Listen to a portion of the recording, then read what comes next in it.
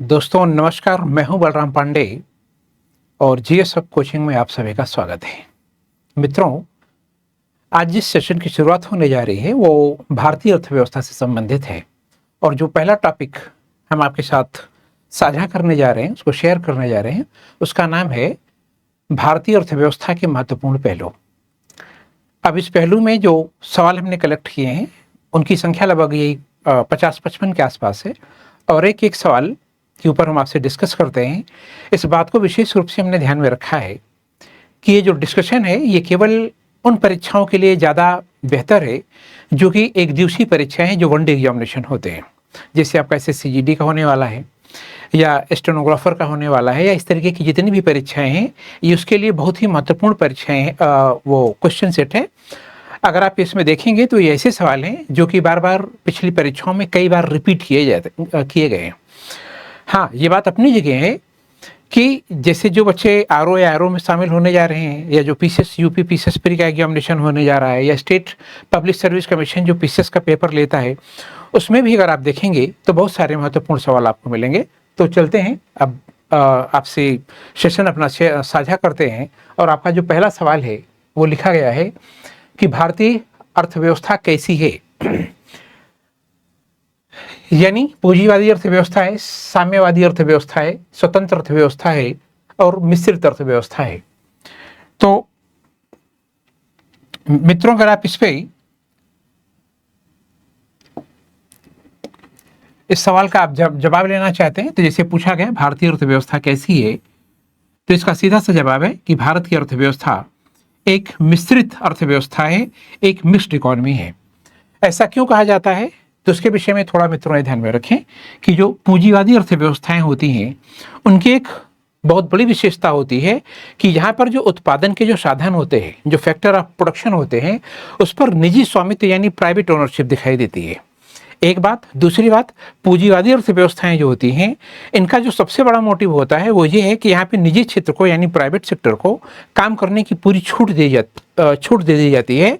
तो आप ये कह सकते हैं कि जो प्रॉफिट मैक्सिमाइजेशन है यानी जो लाभ अधिकतमीकरण है वो पूंजीवादी अर्थव्यवस्था का सबसे महत्वपूर्ण मतलब फीचर माना जाता है, उसकी विशेषता मानी जाती है।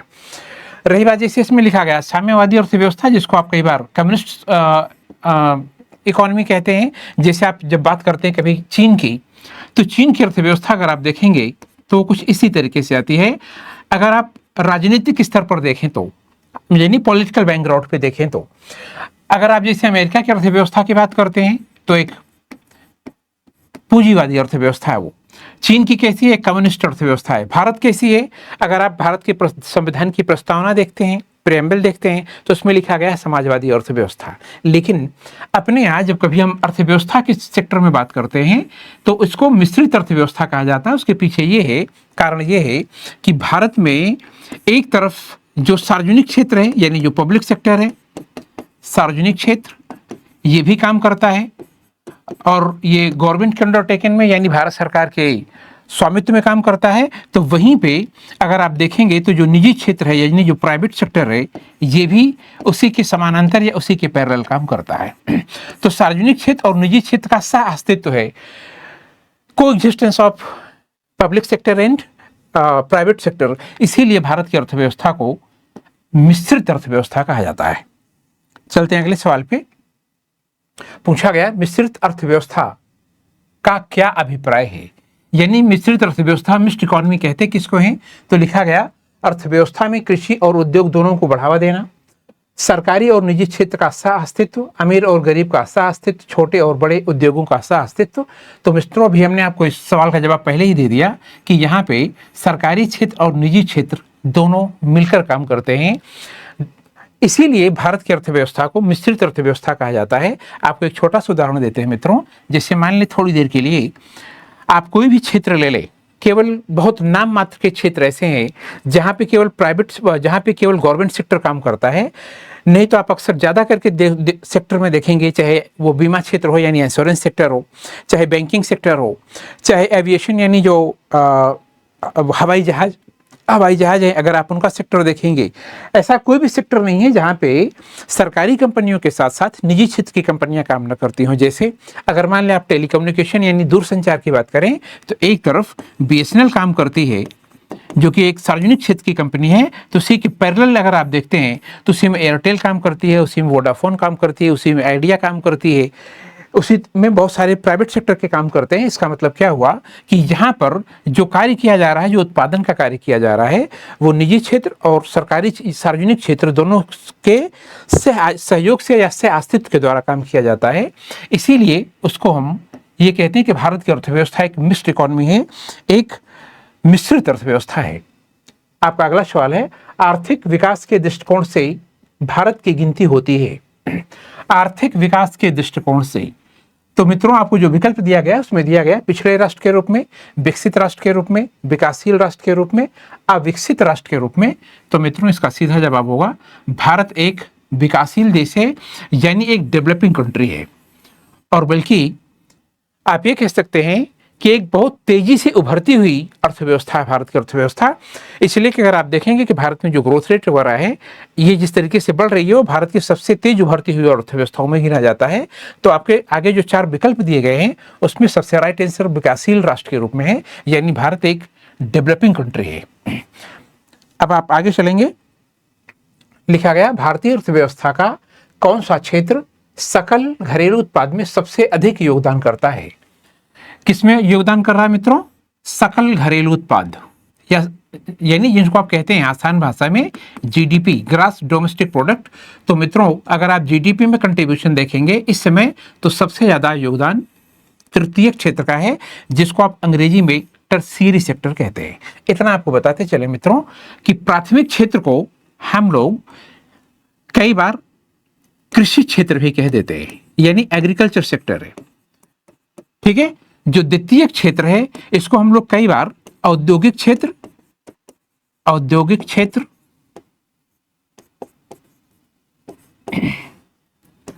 या विनिर्माण क्षेत्र भी कहते हैं, मैन्युफैक्चरिंग सेक्टर, इंडस्ट्रियल सेक्टर या मैन्युफैक्चरिंग सेक्टर।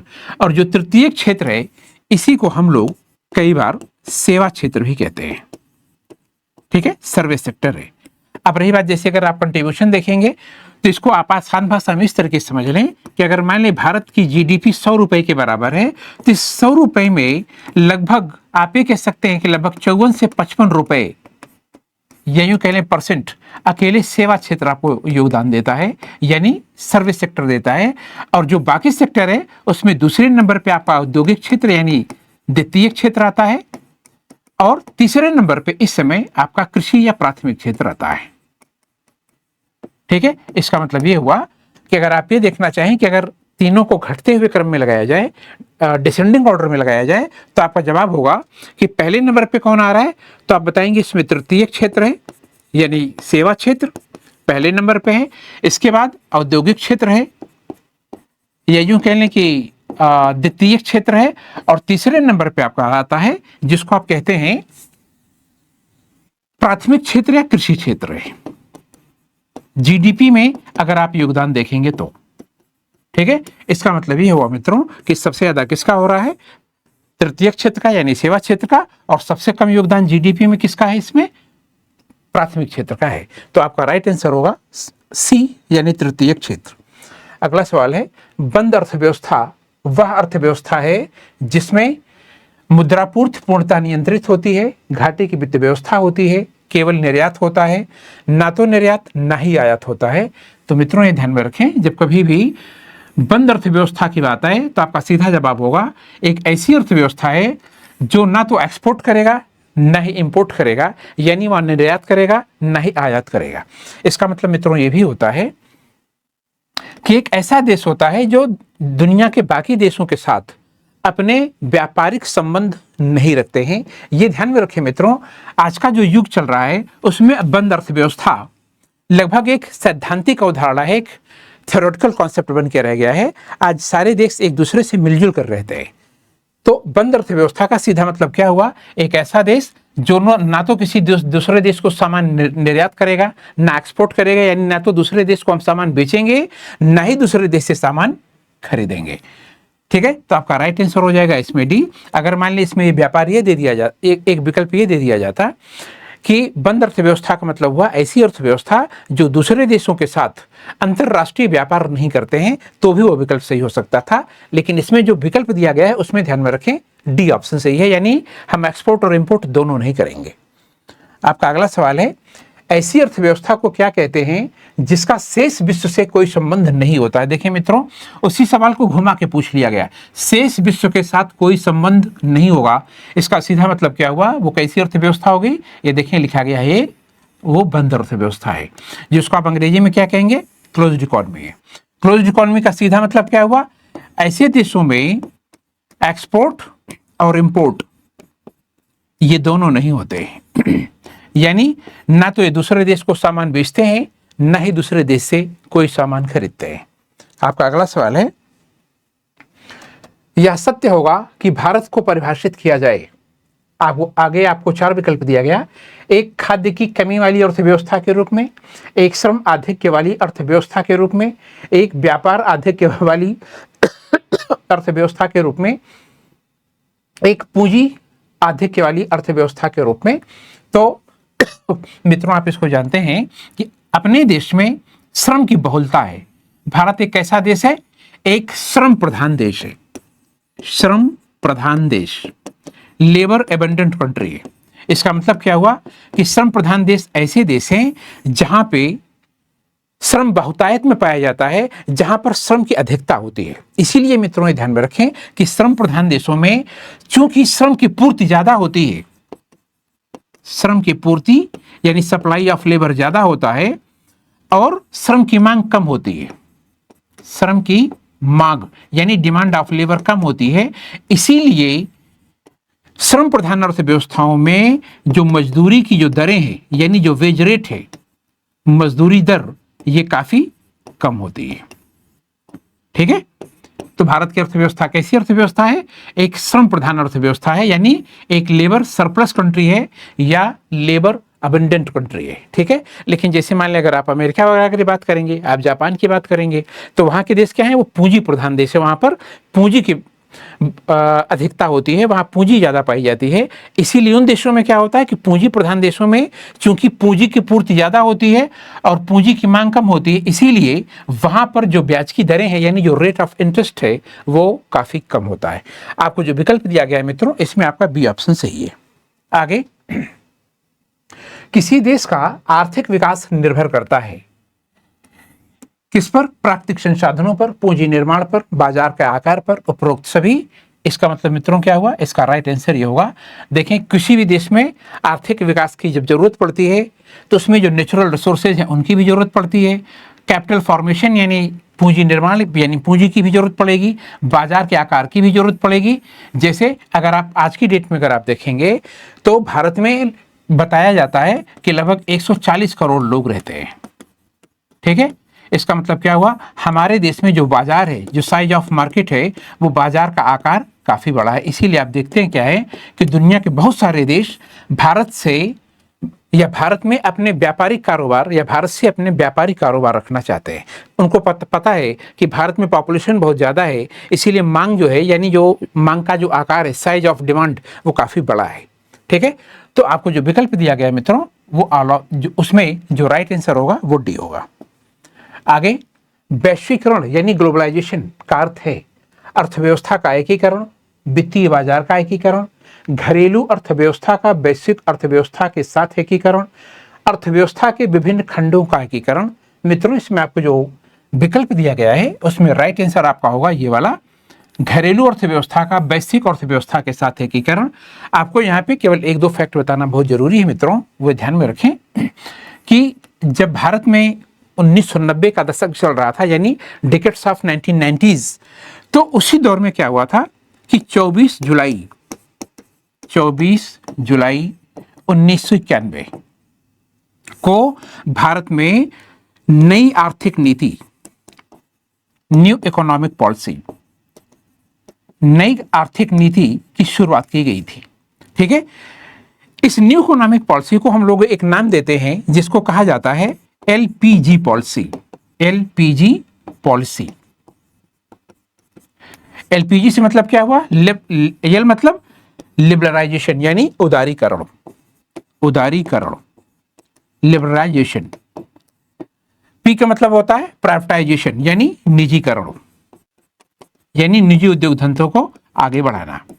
फिर क्या लिखा गया, जी, जी मतलब ग्लोबलाइजेशन, जिसके लिए हिंदी में वैश्वीकरण शब्द भी इस्तेमाल होता है। इसके लिए मित्रों एक शब्द और इस्तेमाल होता है जिसको हम लोग भूमंडलीकरण कहते हैं। मतलब क्या हुआ कि ग्लोबलाइजेशन को या ग्लोबलाइजेशन शब्द के लिए दो शब्द हिंदी में इस्तेमाल किया जाता है, एक वैश्वीकरण और दूसरा भूमंडलीकरण। तो एलपीजी की शुरुआत भारत में कब हुई, 1991 में। ये ध्यान में रखिएगा मित्रों कि उस समय भारत के जो प्राइम मिनिस्टर थे वो थे पीवी नरसिम्हा राव जी, पीवी नरसिम्हा राव। ठीक है, ये भारत के प्राइम मिनिस्टर थे और उस समय जो फाइनेंस मिनिस्टर थे यानी जो वित्त मंत्री थे वो थे सरदार मनमोहन सिंह, जो बाद में भारत के प्राइम मिनिस्टर भी बन गए। आप ये पॉइंट नोट कर सकते हैं। ठीक है, तो भारत में जो ये शुरुआत की गई वो ये की गई। अब रही बात, जैसे आपने लिखा कि घरेलू अर्थव्यवस्था का वैश्विक अर्थव्यवस्था के साथ एकीकरण, इसका मित्रों बहुत आसान भाषा में मतलब ये होता है कि हम भारत की अर्थव्यवस्था को विश्व के अन्य अर्थव्यवस्थाओं के साथ क्या करेंगे, उसको जोड़ने की कोशिश करेंगे। और जोड़ने का जो माध्यम होगा वो क्या होगा, व्यापार। इसका मतलब क्या हुआ, भारत दुनिया के अन्य देशों के साथ अपने व्यापारिक रिश्तों को मजबूत बनाएगा और जब उसको मजबूत बनाएंगे तो हमारी अर्थव्यवस्था दूसरी अर्थव्यवस्था के साथ धीरे धीरे अपने आप जुड़ जाती है। तो इसमें जो आपको विकल्प दिया गया है उसमें जो राइट आंसर होगा आपका वो ऑप्शन सी होगा। अगला सवाल है, वैश्वीकरण की प्रक्रिया से अभिप्राय है। वैश्विक व्यापार गुटों की स्थापना करना, अंतरराष्ट्रीय व्यापार में बाधाओं को समाप्त करना, विश्व में एकल करेंसी लागू करना, उपरोक्त में से या उपर्युक्त में से कोई नहीं। तो मित्रों हमने आपको पहले से बताया कि वैश्वीकरण का जो माध्यम होता है, आपसे कई बार सवाल पूछा गया है और पीसीएस में डिटो सवाल पूछा गया था कि वैश्वीकरण का माध्यम क्या होता है। तो मित्रों ये ध्यान में रखें कि वैश्वीकरण का मतलब जो माध्यम होता है व्यापार यानी ट्रेड। ठीक है, यानी भारत दुनिया के अन्य देशों के साथ अपने व्यापारिक रिश्तों को आगे बढ़ाएगा। इस बात को ध्यान में रखते हुए कि अंतरराष्ट्रीय व्यापार में जो बाधाएं आ जा रही हैं, जो बैरियर आ जा रहे हैं, उनको क्या किया जाए, उनको समाप्त कर दिया जाए। और ये ध्यान में रखें, इसी के लिए किसकी स्थापना की गई है, तो आप क्या कहते हैं, WTO यानी वर्ल्ड ट्रेड ऑर्गेनाइजेशन, जिसको आप हिंदी में कहते हैं विश्व व्यापार संगठन, विश्व व्यापार संगठन। और इसकी स्थापना कब हुई थी, तो आप जानते हैं मित्रों वो है 1 जनवरी 1995 और इसका जो मुख्यालय है वो जिनेवा में है। ठीक है, तो वैश्वीकरण का मतलब क्या हुआ, जो अंतरराष्ट्रीय व्यापार में जो रुकावटें आ रही हैं, जो बाधाएं हैं, जो बैरियर हैं, उनको कैसे समाप्त किया जाए, इसी को हम लोग क्या कहते हैं कि ये वैश्वीकरण की प्रक्रिया है। या यूं कह लें, इसी व्यापार के माध्यम से एक देश की अर्थव्यवस्था दूसरी अर्थव्यवस्था के साथ जुड़ती है। चले आगे। हाँ, कुछ फैक्ट हमने आपको जो बताया आप इसको नोट कर सकते हैं कि अंतरराष्ट्रीय व्यापार में बाधाएं ना आए, बैरियर ना आए, उसके लिए किसकी स्थापना की गई है, WTO की। कब स्थापना की गई, 1 जनवरी 1995 को। इसका मुख्यालय कहाँ पे है, जिनेवा में है। और इसको हम लोग अंग्रेजी में WTO वर्ल्ड ट्रेड ऑर्गेनाइजेशन और हिंदी में इसको विश्व व्यापार संगठन कहा जाता है। आगे चलें। भारतीय अर्थव्यवस्था के वैश्वीकरण का अर्थ है बाह्य ऋण का बढ़ना, भारतीय व्यापारिक इकाइयों को विदेशों में स्थापित करना, दूसरे देशों के साथ आर्थिक संबंधों पर लगे प्रतिबंधों को यथासंभव कम से कम करना, आयात प्रतिस्थापन के कार्यक्रमों को त्याग देना। ठीक है, तो इसमें मित्रों आपको जो विकल्प दिया गया है उसका राइट आंसर होगा दूसरे देशों के साथ आर्थिक संबंधों पर जो प्रतिबंध लगाए गए हैं उसी प्रतिबंध को कम से कम कर दिया जाए। ठीक है, अब आप सोच रहे होंगे कि इसमें प्रतिबंध क्या लगते, तो मित्रों आपको छोटा सा उदाहरण देते हैं। जैसे मान लें हमारा देश है, भारत है, और दुनिया का कोई भी दूसरा देश ले लेते हैं। चलें मान लेते हैं यहाँ पे श्रीलंका, पाकिस्तान है, दुनिया का कोई भी आप देश ले लें। चलें थोड़ी देर के लिए हम पाकिस्तान को ले लेते हैं। अब जरा ये सोचिए कि एक देश भारत हुआ, दूसरा देश क्या हुआ, पाकिस्तान। अब भारत में कोई सामान बेचा, हम क्या कर रहे हैं, उसको ले जाके पाकिस्तान में बेच रहे हैं, या पाकिस्तान में कोई सामान बचा वो भारत में लाके बेच रहा है। तो जो दोनों देशों की जो बाउंड्री लाइन है जैसे अगर आप ये मान लें कि भारत और पाकिस्तान के बीच में जो लाइन खींची गई है ये उसकी भौगोलिक सीमा है, ये उसकी बॉर्डर या ज्योग्राफिकल लाइन है। तो जैसे ही भारत का बना हुआ सामान पाकिस्तान की सीमा में यानी भौगोलिक सीमा में प्रवेश करेगा ज्योग्राफिकल बाउंड्री पे, तो यहीं पे तुरंत क्या कर दिया जाता है, एक टैक्स लगा दिया जाता है जिसको आप लोग कहते हैं कस्टम। ठीक है, जिसको आप हिंदी में कहते हैं सीमा शुल्क। तो ये कर कौन लगाएगा, पाकिस्तान लगाएगा। पाकिस्तान भारत में कोई सामान लाके बेचेगा तो जैसे ही पाकिस्तान का सामान यहाँ पे भारत की सीमा में प्रवेश करेगा, हम यहाँ पे जो टैक्स लगाएंगे वो क्या हो जाएगा, कस्टम होगा। तो कस्टम क्या है, व्यापार में एक तरीके का प्रतिबंध है, या यूं कह लें कि व्यापार में एक तरीके का अवरोध है, एक तरीके का बैरियर पैदा करता है, इससे व्यापार कम होने लगता है। लेकिन कुछ कारणों से कई बार कस्टम ड्यूटी कोई देश लगा देता है। तो यहाँ पे आपको जो विकल्प दिया गया है मित्रों, वो ध्यान में रखें, वो ये है। ठीक है, अब आप चलते हैं हम लोग अगले सवाल पे। आपका अगला सवाल है, भारत की कुल श्रम शक्ति में, श्रम शक्ति यानी लेबर फोर्स में लगभग कितना भाग कृषि क्षेत्र में लगा हुआ है। तो मित्रों इसका जवाब होगा लगभग 54% हिस्सा।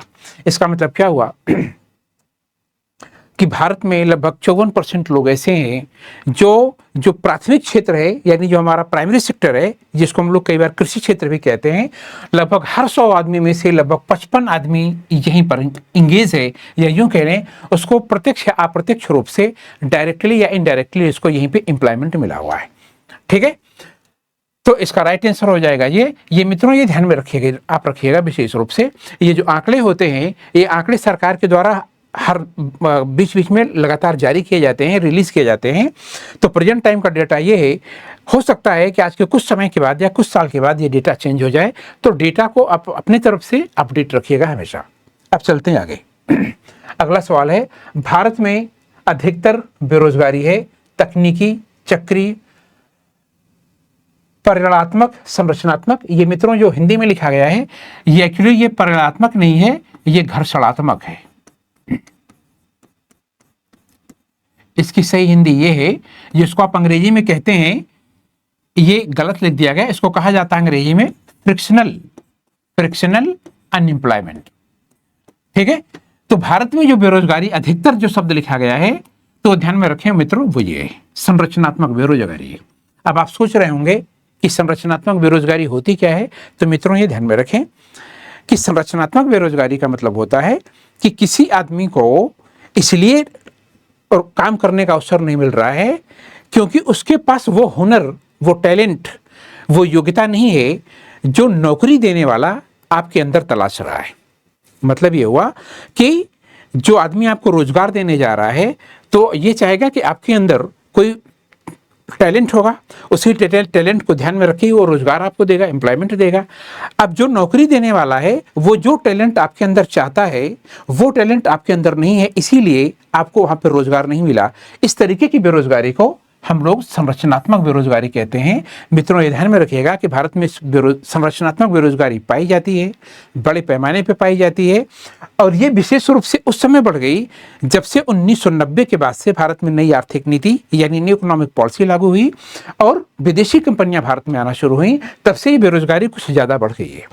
तो आपका इस जो विकल्प दिया गया है मित्रों, वो ध्यान में रखें, वो ये है। ठीक है, बेरोजगारी तो ये सारी पाई जाती है, लेकिन इसमें जो शब्द जोड़ा गया है ना, जो चारों विकल्पों में अधिकतर, तो उस अधिकतर की वजह से आपका जो राइट आंसर होगा वो ऑप्शन डी होगा। चलें आगे। पूछा गया, भारत में बेरोजगारी के आंकड़े एकत्रित और प्रकाशित किए जाते हैं। ठीक है, कलेक्शन और पब्लिकेशन कौन करेगा, तो मित्रों उसका जवाब है NSSO, ये। ठीक है, इसका जवाब मित्रों आपको बता दें, ये लिखा गया है NSSO, इसको आप लोग हिंदी में कहते हैं राष्ट्रीय नेशनल सैंपल सर्वे ऑर्गेनाइजेशन, इसको कहा जाता है अंग्रेजी में राष्ट्रीय नमूना नेशनल सैंपल, हाँ, राष्ट्रीय नमूना सर्वेक्षण संगठन, इसको आप हिंदी में कहते हैं। इसको अंग्रेजी में कहा जाता है नेशनल सैंपल सर्वे ऑर्गेनाइजेशन इसकी स्थापना 1950 में की गई थी। आप ये नोट कर लें, ये सवाल आपसे कई बार पूछा गया है। ठीक है, तो भारत में बेरोजगारी के आंकड़े जो जारी किए जाते हैं मित्रों, वो एनएसएसओ के द्वारा किए जाते हैं। अब ये बात अपनी जगह है कि इसका अब नाम बदल करके इसको एनएसओ कर दिया गया है। चलें आगे। आपका अगला सवाल है, भारत में बेरोजगारी की किस्म पाई जाती है? ग्रामीण अल्प रोजगार, चक्रीय बेरोजगारी, संरचनात्मक बेरोजगारी। फिर पूछा गया यूएनओ। ये मित्रों एक्चुअली ये जो विकल्प यहाँ पे लिखा गया है ये यूएनओ नहीं है। इसका जो वो है, मतलब जो ये सवाल है मित्रों, ये थोड़ा गलत टाइप कर दिया गया है, इसलिए फिलहाल इसको अभी छोड़ देते हैं, इसको क्रॉस कर देते हैं। इसका विकल्प सही नहीं है, इसलिए इस सवाल को ड्रॉप कर देते हैं। चलें आगे। पूछा गया, कृषि में मूलतः किस प्रकार की बेरोजगारी की प्रधानता देखने को मिलती है? मतलब बेरोजगारी की बात हो रही है और ये बेरोजगारी कहां पाई जा रही है? तो कृषि क्षेत्र में पाई जा रही है। आपको जो 4 विकल्प दिया गया है, संरचनात्मक बेरोजगारी, खुली बेरोजगारी, अदृश्य बेरोजगारी और घर्षणात्मक बेरोजगारी। मित्रों ध्यान में रखें, ये चारों बेरोजगारी भारत में पाई जाती है, लेकिन जो ये अदृश्य बेरोजगारी है ये विशेष रूप से पाई जाती है। इसी को हम लोग जो सबसे चर्चित रूप में जानते हैं उसको कहा जाता है प्रच्छन्न बेरोजगारी। प्रच्छन्न बेरोजगारी इसी को कहा जाता है। ठीक है, इसको आप अंग्रेजी में कहते हैं डिसगाइज्ड अनएम्प्लॉयमेंट। ठीक है, प्रच्छन्न बेरोजगारी का कॉन्सेप्ट मित्रों पहली बार जिस व्यक्ति ने दिया था उनका नाम है Shrimati John Robinson. John Robinson, Shrimati John Robinson ने ही प्रच्छन्न बेरोजगारी का विचार कॉन्सेप्ट पहली बार दिया था। और इसी प्रच्छन्न बेरोजगारी को ही हम लोग कई बार अदृश्य बेरोजगारी भी कहते हैं। ठीक है, या इसके लिए एक शब्द और इस्तेमाल किया जाता है जिसको कहा जाता है छिपी हुई बेरोजगारी। छिपी हुई बेरोजगारी। इसका मतलब क्या हुआ कि प्रच्छन्न बेरोजगारी के 3 नाम हुए। एक, पहला नाम प्रच्छन्न बेरोजगारी, दूसरा छिपी हुई बेरोजगारी, तीसरा अदृश्य बेरोजगारी। ये भारत में सबसे बड़े पैमाने पे पाई जाती है मित्रों, एक बात। दूसरी बात ये ध्यान में रखिएगा इसके विषय में कि ये भारत में बड़े पैमाने पर पाई जाती है। दूसरा, ग्रामीण क्षेत्र में पाई जाती है, और ग्रामीण क्षेत्र में भी कहाँ पाई जा रही है? कृषि क्षेत्र में पाई जाती है। ठीक है, इसका मतलब क्या हुआ? रूरल एरिया में मिलेगा, रूरल एरिया में स्पेशली एग्रीकल्चर सेक्टर में मिलेगा। पूरे देश में बेरोजगारी पाई जाती है और बड़े पैमाने पे पाई जाती है। अगली बात ये ध्यान में रखें, इस बेरोजगारी के विषय में कॉन्सेप्ट दिया था श्रीमती जॉन रॉबिन्सन ने। एक पॉइंट मित्रों और ध्यान में रखिएगा कि इस बेरोजगारी के विषय में कहा जाता है कि ये एक ऐसी बेरोजगारी है जिसमें जरूरत से ज्यादा लोगों को काम पर लगा दिया जाता है। जैसे आप जरा ये सोचें, अगर मान लें किसी काम को 2 लोग कर सकते हैं, अच्छे ढंग से कर सकते हैं, लेकिन उसी काम को करने के लिए आपने 3 लोगों को लगा दिया। इसका मतलब क्या हुआ कि 2 लोग अगर उस काम को कर सकते थे और उससे ज्यादा आपने किसी आदमी को काम पे लगा दिया, तो 2 लोग कर सकते थे और 3 लोगों को अपने काम पे लगाया। इसका मतलब हुआ जो एक आदमी वही है वही प्रच्छन्न बेरोजगार है। और प्रच्छन्न बेरोजगारी के विषय में कहा जाता है कि प्रच्छन्न बेरोजगारी में बेरोजगार व्यक्ति का सीमांत उत्पादन यानी मार्जिनल प्रोडक्शन क्या होता है? शून्य होता है। इसको मित्रों नोट कर लें, यह सवाल कई बार पूछा गया है। मतलब क्या हुआ कि प्रच्छन्न बेरोजगारी में जो आदमी बेरोजगार है उस आदमी का सीमांत उत्पादन में योगदान यानी कंट्रीब्यूशन इन मार्जिनल प्रोडक्शन वो क्या होगा? वो 0 होगा। ठीक है, अब चलते हैं हम लोग अगले सवाल पे। कृषि में बेरोजगारी का स्वरूप देखने को मिलता है। देखें मित्रों, आ गया सवाल, बेरोजगारी का स्वरूप देखने को मिलता है, तो आपका इसमें जवाब क्या होना चाहिए? इसमें से सभी। ठीक है, ये सारी बेरोजगारी पाई जाती है। मौसमी बेरोजगारी भी मिलती है, संरचनात्मक बेरोजगारी भी है, घर्षणात्मक बेरोजगारी भी है, ऑल ऑफ दिस। लेकिन ये मित्रों ध्यान में रखें, जैसे अगर आपसे ये पूछ लिया जाता कि कृषि क्षेत्र में जो बेरोजगारी सबसे मुख्य रूप से पाई जाती है, तो उसका जवाब होगा कि सबसे मुख्य रूप से पाई जाती है प्रच्छन्न बेरोजगारी, डिसगाइज्ड अनएम्प्लॉयमेंट। ये जो इसमें आप पढ़ रहे हैं ये सब बेरोजगारी के प्रकार हैं, यानी type of unemployment in India. चलें आगे। पूछा जा रहा है प्रच्छन्न बेरोजगारी का अर्थ है काम करने के इच्छुक होना और काम न मिलना, पूरे वर्ष भर प्रत्येक दिन काम न मिलना, विशाल श्रमिक शक्ति को नियोजित करने के लिए पूंजी संरचना का अपर्याप्त होना, आवश्यकता से अधिक लोगों को कार्यरत होना। इसका मतलब क्या हुआ मित्रों? इसका राइट आंसर क्या होगा? ऑप्शन डी, ए ये। अभी हमने आपको मित्रों बताया था कि प्रच्छन्न बेरोजगारी के साथ सबसे बड़ी चीज क्या है? 2 पॉइंट याद रखें। एक, अगर किसी काम को 2 लोग कर सकते हैं, लेकिन उसी काम को करने के लिए आपने 2 लोगों से ज्यादा लोगों को काम पर लगा दिया, तो जितने लोग 2 से ज्यादा होंगे वो सब के सब प्रच्छन्न बेरोजगार होंगे। मतलब क्या हुआ? जरूरत से ज्यादा लोगों को काम पे लगाना, तो जो जरूरत से ज्यादा लोग हैं वही प्रच्छन्न बेरोजगार है। एक बात। दूसरी बात ध्यान में रखें, जो प्रच्छन्न बेरोजगार होते हैं उनका उत्पादन में योगदान यानी सीमांत उत्पादन 0 के बराबर होता है। तो राइट आंसर उसमें आपका होगा ऑप्शन डी। अगले सवाल पे चलें। भारत में ग्रामीण क्षेत्रों में कौन सी बेरोजगारी पाई जाती है? तो आपसे क्या पूछा जा रहा है? ग्रामीण क्षेत्र में कौन सी बेरोजगारी है? तो आपको विकल्प दिया गया मौसमी बेरोजगारी, अदृश्य बेरोजगारी, उपर्युक्त दोनों, इनमें से कोई नहीं मित्रों, उपर्युक्त दोनों। अब आप कैसे कहेंगे? कैसे? अदृश्य बेरोजगारी के विषय में हमने आपको पहले से ही बताया कि अदृश्य बेरोजगारी को ही हम लोग प्रच्छन्न बेरोजगारी कहते हैं, डिसगाइज्ड अनएम्प्लॉयमेंट कहते हैं। ठीक है, ये भारत में कृषि क्षेत्र में बहुत बड़ी समस्या है, ये भी पाई जाती है। जैसे इसमें पूछा गया मौसमी बेरोजगारी। मौसमी बेरोजगारी का मतलब क्या हुआ कि जैसे हम लोग छाते का इस्तेमाल कब करते हैं? जब बरसात होती है। छाते का इस्तेमाल कब करते हैं? जब बहुत ज़्यादा धूप हो जाती है। लेकिन ठंडी के मौसम में कोई छाते का इस्तेमाल नहीं करता। इसका मतलब क्या हुआ? उस समय छाता उद्योग क्या होगा? ठंडा रहेगा, वो थोड़ा वहाँ पे स्लो डाउन आ जाएगा। इसका मतलब कुछ लोग बेरोजगार हो जाएंगे, वो मौसमी बेरोजगारी है। इसी तरीके से कृषि क्षेत्र में भी यही चीज़ होती है।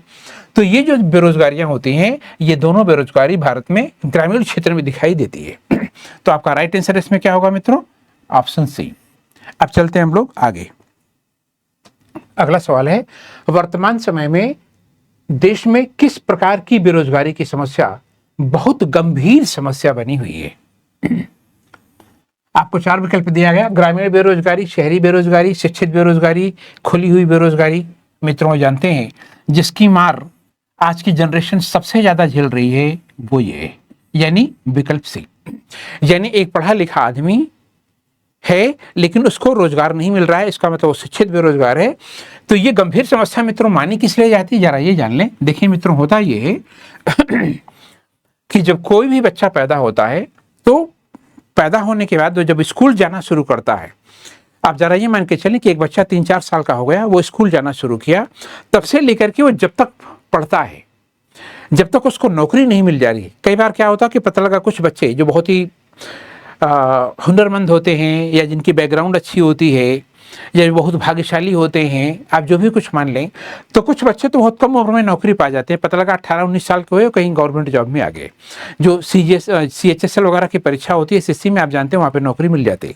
लेकिन कई बार ऐसा होता है कि पता लगा बच्चा तैयारी करते करते 25 साल, 28 साल, 30 साल, 32 साल का हो जा रहा है, उसको नौकरी नहीं मिली। अब आप जरा ये सोचें मित्रों कि एक बच्चा जब पैदा हुआ तो जब 4-5 साल का था तब से पढ़ना शुरू किया। इसका मतलब क्या हुआ? शिक्षा पे माँ बाप ने निवेश करना यानी इन्वेस्टमेंट करना या खर्च करना शुरू कर दिया।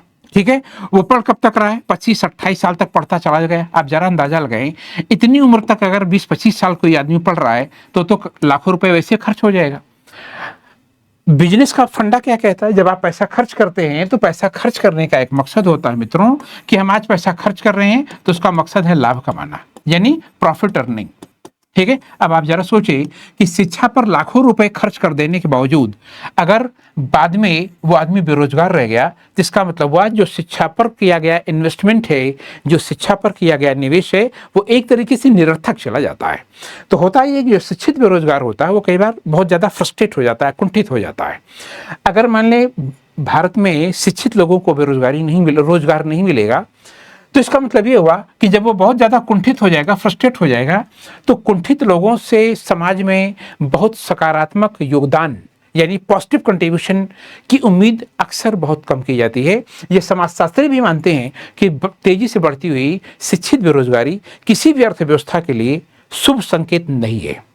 तो आपका राइट आंसर होगा ऑप्शन सी। आगे, भारत में छिपी हुई बेरोजगारी, देखिए आगे मित्रों लिखा भी गया, प्रच्छन्न बेरोजगारी मुख्य रूप से संबंधित है। तो सीधी सी बात है मित्रों, हमने आपको पहले से बताया था कि प्रच्छन्न बेरोजगारी के विषय में केवल 2 बात ध्यान में रखें। एक, ये ग्रामीण क्षेत्र में पाई जाती है, ठीक है, और कहां पाई जा रही है? कृषि क्षेत्र में पाई जा रही है, यानी जो एग्रीकल्चर सेक्टर है, ठीक है। तो इसका मतलब क्या हुआ कि कृषि क्षेत्र में भी मिलेगी और ग्रामीण क्षेत्र में भी मिलेगी। तो आपका राइट आंसर इसमें क्या होगा? ऑप्शन 1 और 2। इसका मतलब क्या हुआ? एक डी ऑप्शन सही है, ठीक है। अब हम लोग चलते हैं अगले सवाल पे। पूछा गया संरचनात्मक बेरोजगारी का कारण है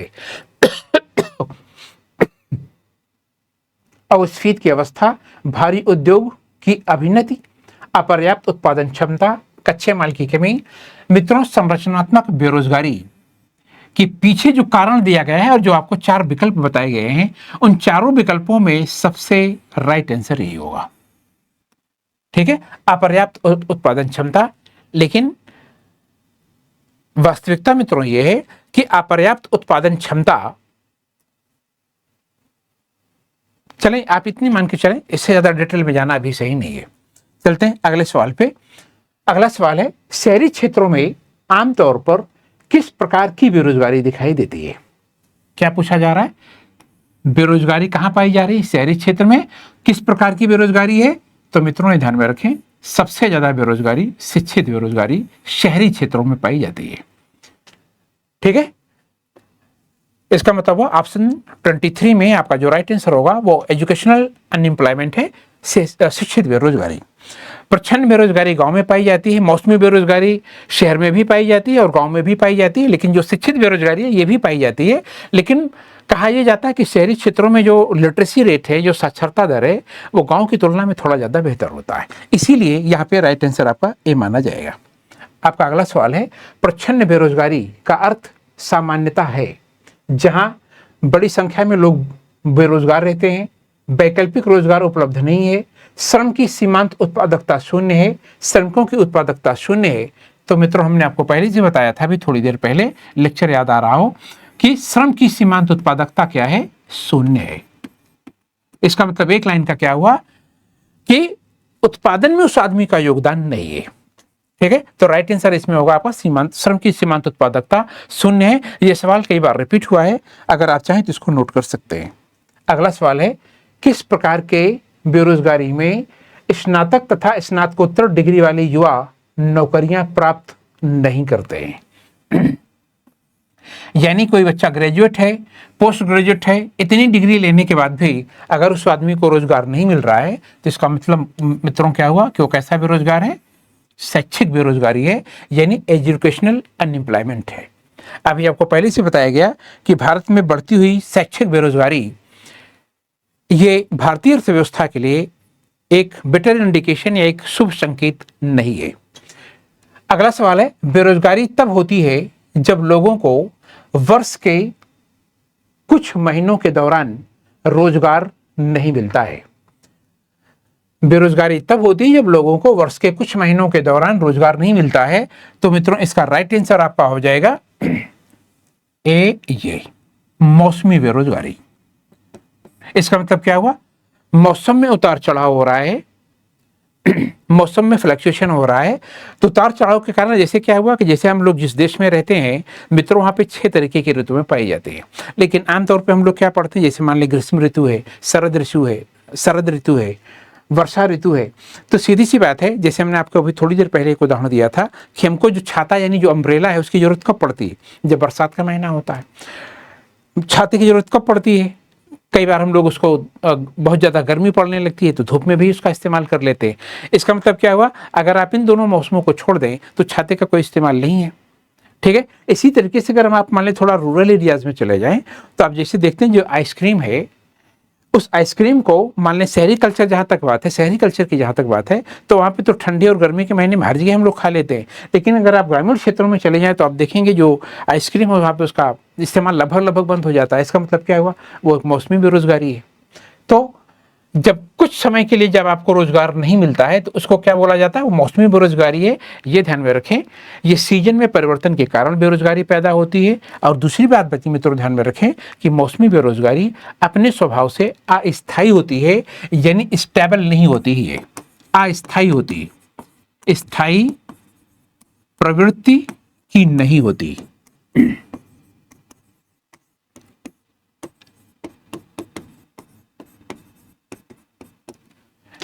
अब चलें आगे।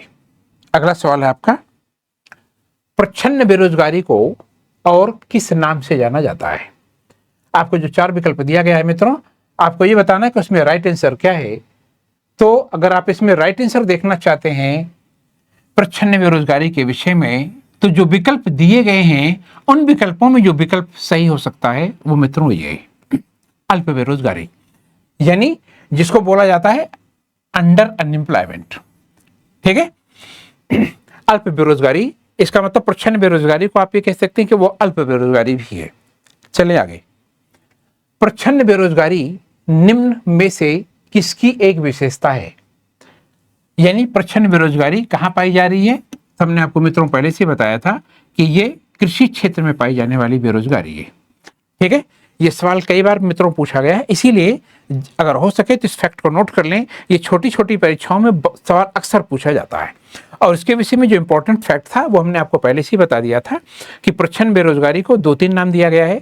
एक तो प्रच्छन्न बेरोजगारी को हम अदृश्य बेरोजगारी भी कहते हैं, एक इसको छिपी हुई बेरोजगारी भी कहा जाता है। 2 बात। तीसरी बात, प्रच्छन्न बेरोजगारी का कॉन्सेप्ट दिया था श्रीमती जॉन रॉबिन्सन ने। अगला फैक्ट हमने आपको ये बताया था कि प्रच्छन्न बेरोजगारी में श्रम का जो सीमांत उत्पादन है वो शून्य होता है। एक चीज हमने आपको ये भी बताई थी कि प्रच्छन्न बेरोजगारी को आप आसान भाषा में ये भी कह सकते हैं कि जरूरत से ज्यादा लोगों को काम पे लगा देने का मतलब क्या हुआ कि वो आदमी प्रच्छन्न बेरोजगार है। तो ये कुछ इंपॉर्टेंट फैक्ट है, आप इसको नोट कर लीजिएगा। ये सवाल अगर पूछा जा रहा है प्रच्छन्न बेरोजगारी से तो गलत नहीं होने पाएगा। फिलहाल हम इन सारे फैक्टरों को एक बार यहाँ पे आपकी सुविधा के लिए लिख देते हैं, आप उसको एक जगह नोट कर सकते हैं। क्या लिखना आपको, आप जरा फैक्ट नोट कर सकते हैं। एक, इसका कॉन्सेप्ट दिया था श्रीमती जॉन रॉबिन्सन ने। श्रीमती जॉन रॉबिन्सन ये एक अर्थशास्त्री हैं, इन्होंने ये कॉन्सेप्ट दिया था। ठीक है, एक पॉइंट। दूसरी बात ध्यान में रखें कि प्रच्छन्न बेरोजगारी ये भारत में बड़े पैमाने पे पाई जाती है। और कहां पर पाई जा रही है, ग्रामीण क्षेत्र में पाई जा रही है, रूरल एरियाज में। दूसरी बात ये भी ध्यान में रखें कि ग्रामीण क्षेत्र में कहां पाई जा रही है, तो कृषि क्षेत्र में पाई जाती है, यानी जो एग्रीकल्चर सेक्टर है। तीसरा पॉइंट याद रखें।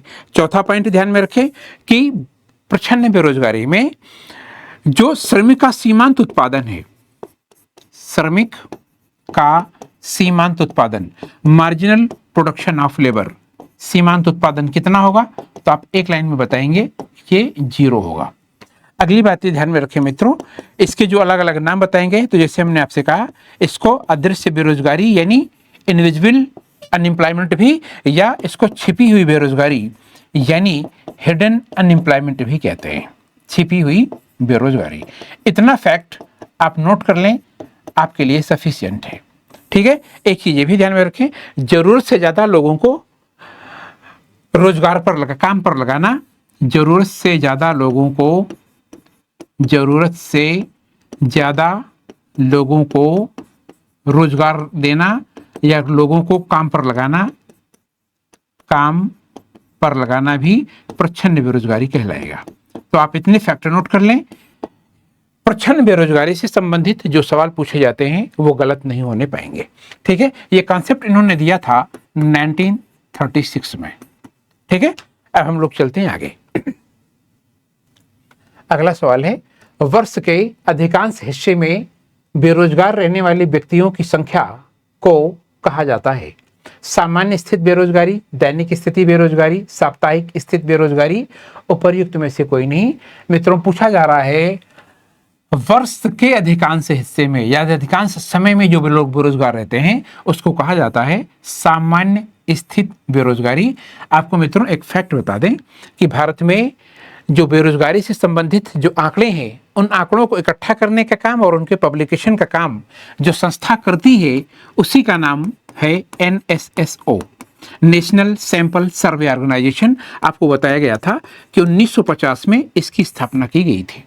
ठीक है, अगली बात मित्रों ध्यान में रखें कि जब कभी भी भारत में बेरोजगारी का मापन किया जाता है यानी मेजरमेंट ऑफ अनएम्प्लॉयमेंट, तो उसके 3 तरीके हैं। उन तीनों तरीकों को हम लोग क्या कहते हैं? पहले वाले को कहा जाता है UPS यानी यूजुअल पर्सन स्टेटस, दूसरे को कहा जाता है डेली पर्सन स्टेटस और एक को कहा जाता है वीकली पर्सन स्टेटस। एक note sorry, UPS usual person status, दूसरा है CDS यानी करंट डेली स्टेटस, और तीसरा है जिसको कहा जाता है वीकली स्थिति, मतलब इसको कहा जाता है वीकली स्टेटस अनएम्प्लॉयमेंट, W आपका राइट आंसर हो जाएगा इसमें मित्रों सामान्य स्थिति बेरोजगारी। बेरोजगारी के मापने के जो तरीके हैं वो देखिए मित्रों ये होते हैं। ठीक है, current daily status, weekly status और जो आपका है usual person status, UPS, CDS यानी करंट डेली स्टेटस, ये इतनी चीजें। चलिए आगे। बाजार में कार्य उपलब्धता और उपलब्ध श्रमिक के कौशल के बीच बेमेल होने के कारण उत्पन्न होने वाली बेरोजगारी कहलाती है। इसका मतलब क्या हुआ? इसमें आपसे सवाल जो पूछा जा रहा है, बाजार में कार्य उपलब्धता यानी कार्य करने का अवसर, फिर क्या पूछा जा रहा है? उपलब्ध श्रमिक के कौशल के बीच बेमेल होने के कारण जो बेरोजगारी होगी मित्रों वो कौन सा होगा? वो संरचनात्मक बेरोजगारी है। हमने आपको पहले से बताया था स्ट्रक्चरल अनएम्प्लॉयमेंट का मतलब होता है एक ऐसी बेरोजगारी है कि जिसके यहाँ आप रोजगार मांगने गए हैं, वो व्यक्ति जो आपको रोजगार देगा, आपके अंदर जो हुनर है, जो टैलेंट है, जो काम करने की जो क्षमता है, वो जो आपके अंदर तलाश रहा है, वो हुनर या वो टैलेंट आपके अंदर नहीं है। तो इसी तरह की बेरोजगारी को हम लोग संरचनात्मक बेरोजगारी कहते हैं। और इसी को क्या बोला जा रहा है? वो क्या है कि कार्य की उपलब्धता और उपलब्ध श्रमिक के कौशल के बीच, कौशल यानी टैलेंट। तो यहाँ पे आपका राइट आंसर होगा D। अब चलें आगे। पूछा गया आगे डैश डैश लगाए, जिसे खोज बेरोजगारी के रूप में भी जाना जाता है, तब होता है जब कर्मचारी अपनी वर्तमान नौकरी खो देते हैं और दूसरी नौकरी खोजने की प्रक्रिया में होते हैं। तो इस प्रकार की बेरोजगारी को क्या कहा जाता है? तो आपको जो 4 ऑप्शन इसमें मित्रों दिया गया है, उस चारों ऑप्शन में आपका जो राइट आंसर होगा मित्रों वो ये है, ये वाला। इसकी अंग्रेजी अगर आप देख लें तो अब आपकी समझ में आ जाएगा कि यहाँ पे बात किसकी हो रही है। देखिए ये देखिए फ्रिक्शनल अनएम्प्लॉयमेंट। ये सवाल आपसे क्या पूछा जा रहा है? जैसे मान लें एक आदमी X है, ठीक है, वो किसी जॉब में लगा हुआ है, ठीक है, किसी कारण से क्या कर रहा है, वो जॉब को छोड़ देता है, ड्रॉप कर देता है। अब वो दूसरा रोजगार तलाश रहा है। आप जरा सोचिए कि अगर मान लें उसको 15 दिन के बाद कोई दूसरी नौकरी मिली, यानी एक जॉब छोड़ने के बाद उसको दूसरी नौकरी मिलने में उसको 15 दिन लग गया, तो ये 15 दिन जो बेरोजगार रहा, तो जितने दिन वो 15 दिन बेरोजगार रहा उसी को हम लोग फ्रिक्शनल अनएम्प्लॉयमेंट कहते हैं। अब चलिए आगे। पूछा जा रहा है यदि किसी देश में बेरोजगारी लंबे समय तक बनी रहती है तो इसे बेरोजगारी कहा जाता है। तो चूंकि लंबे समय तक पाई जाने वाली बेरोजगारी है मित्रों, तो इसका सीधा मतलब हुआ कि वो कैसी बेरोजगारी है? वो दीर्घकालिक यानी वो लॉन्ग टर्म अनएम्प्लॉयमेंट है। अब हम लोग चलते हैं अगले सवाल पे। पूछा गया आपसे निम्नलिखित में से कौन भारत में गरीबी रेखा का निर्धारण करता है? यानी पॉवर्टी लाइन को कौन तय करेगा? Determination of poverty line. तो प्रेजेंट टाइम में मित्रों आपके पास जो विकल्प दिया गया है, मतलब ये जो 4 विकल्प दिए गए हैं ऑप्शन, उसमें राइट आंसर आपका ये होगा। लेकिन आपको इतना बताते चलें, मित्रों कि जब तक नीति आयोग नहीं बना था तो यही काम कौन कर रहा था नीति आयोग से पहले? तो आप जानते हैं कि नीति आयोग कब बना, तो आपको हमने डेट बताई थी 1 जनवरी 2015 को। ठीक है, इसकी स्थापना की गई थी, इसको स्टैब्लिश किया गया था।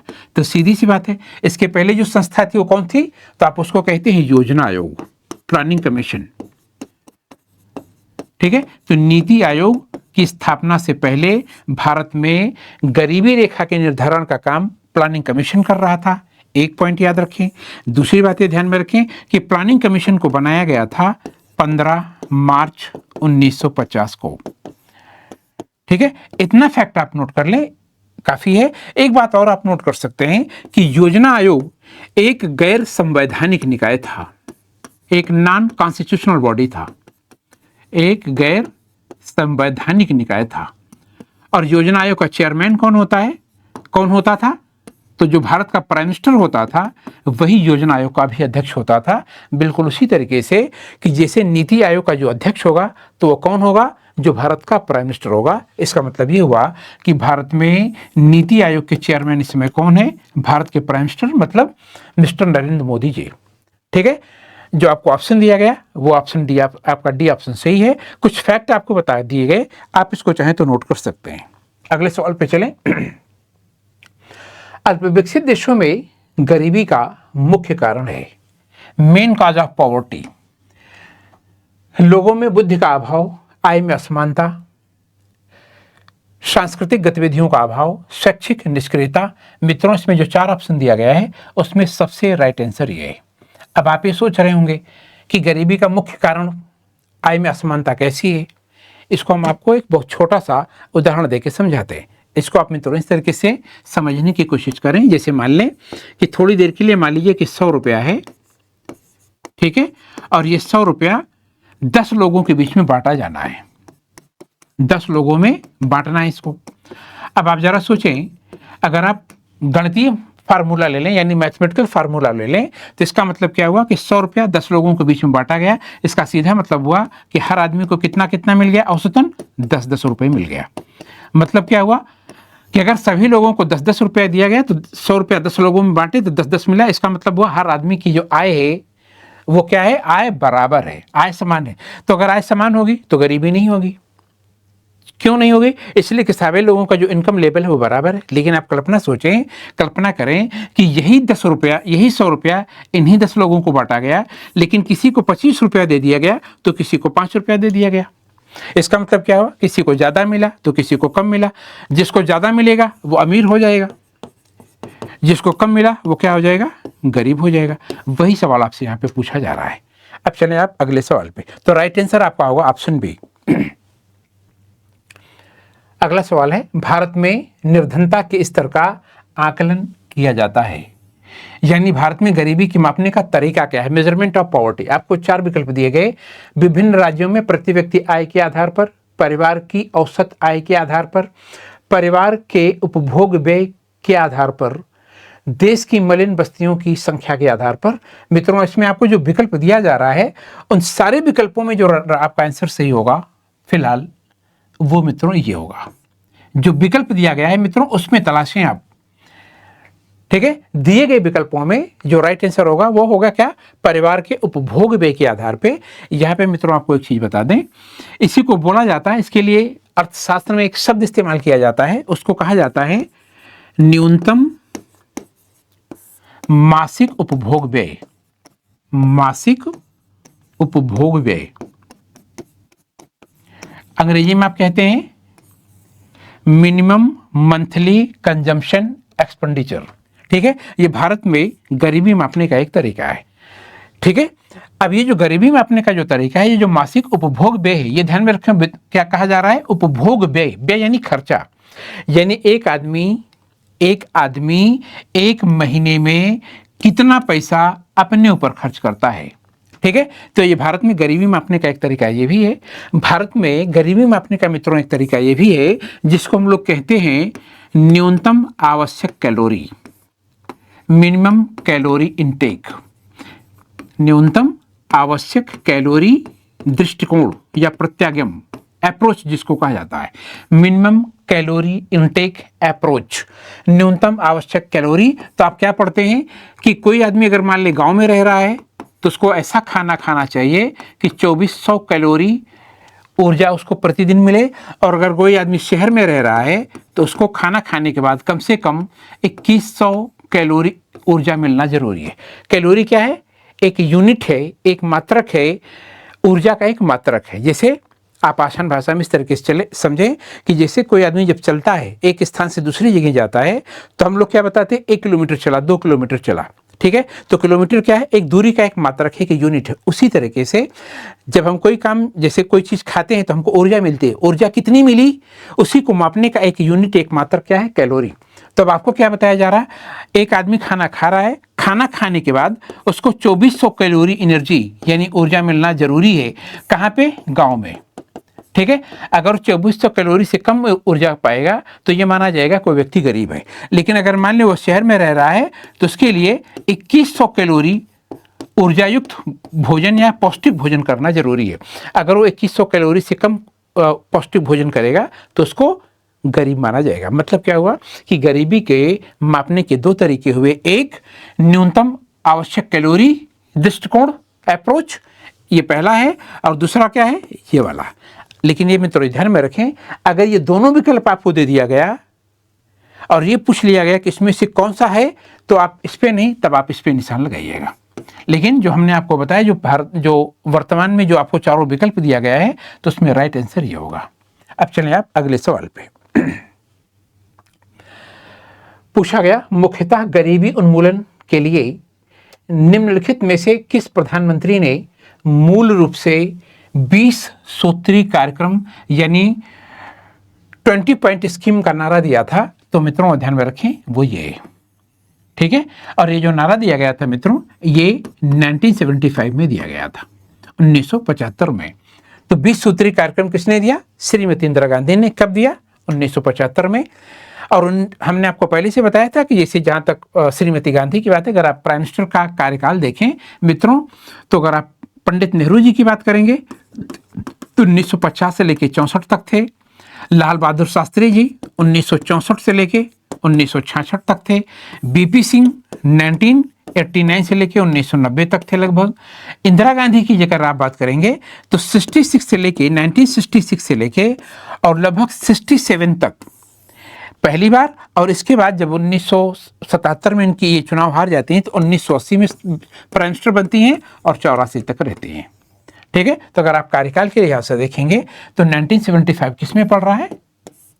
इंदिरा गांधी के लिए। तो राइट आंसर आपका क्या होगा? 20 सूत्री कार्यक्रम इंदिरा गांधी का। ये ध्यान में रखिए, इस 20 सूत्री कार्यक्रम में मित्रों जो विकास के लिए जो जैसे शिक्षा है, स्वास्थ्य है, वाटर सप्लाई है, इन्हीं चीज़ों के ऊपर फोकस किया गया था कि ये सुविधाएं लोगों को उपलब्ध कराई जाएं। आगे दिया कहा गया, किस राज्य को अत्यधिक कुपोषण के कारण भारत का इथियोपिया कहा जाता है? ठीक है, किसके कारण कहा जा रहा है? कुपोषण के कारण। तो मित्रों ध्यान में रखें, वो कौन सा राज्य है? मध्य प्रदेश है। मध्य प्रदेश में एक जिला है, उसको श्योपुर कहा जाता है, ठीक है। तो इसी जिले को भारत के इथियोपिया के नाम से जाना जाता है। इथियोपिया एक देश है, ये ध्यान में रखें। ये जो आपने लिखा है ये क्या है? एक देश है ये, ठीक है। ये ऐसे देश हैं जहाँ पे गरीबी वगैरह बहुत ज़्यादा पाई जाती है। तो भारत में मध्य प्रदेश को इथियोपिया कहा जाता है।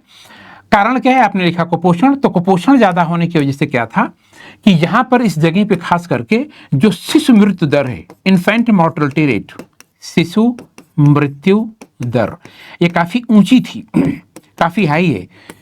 इसीलिए इसको क्या बोला जाता है? ये भारत का इथियोपिया है, ठीक है। अब हम लोग चलते हैं अगले सवाल पे। पूछा गया आपसे, निम्नलिखित में से कौन सा एक सूचकांक भारत में गरीबी की तीव्रता की माप के लिए सबसे उपयुक्त है? मानव विकास सूचकांक, लिंग असमानता सूचकांक, मानव गरीबी सूचकांक, बहुआयामी गरीबी सूचकांक। मित्रों पूछा जो गया है सवाल कि एक सूचकांक भारत में गरीबी की तीव्रता को मापने के लिए सबसे सही है, तो उसका राइट आंसर होगा बहुआयामी गरीबी सूचकांक। मित्रों इतना ध्यान में रखते चलें कि बहुआयामी गरीबी सूचकांक जो ये इंडेक्स बनाया गया है, मल्टी डायमेंशनल इंडेक्स जो बनाया गया है, इस इंडेक्स में कुल मिला के 12 पैरामीटर शामिल किए गए हैं। कितने? 12 पैरामीटर। ठीक है, एक बात ये ध्यान में रखें, जैसे जिसमें शिक्षा है, स्वास्थ्य है, वाटर सप्लाई है, इसी तरीके से सब 12 पैरामीटर या चर तय किए गए हैं।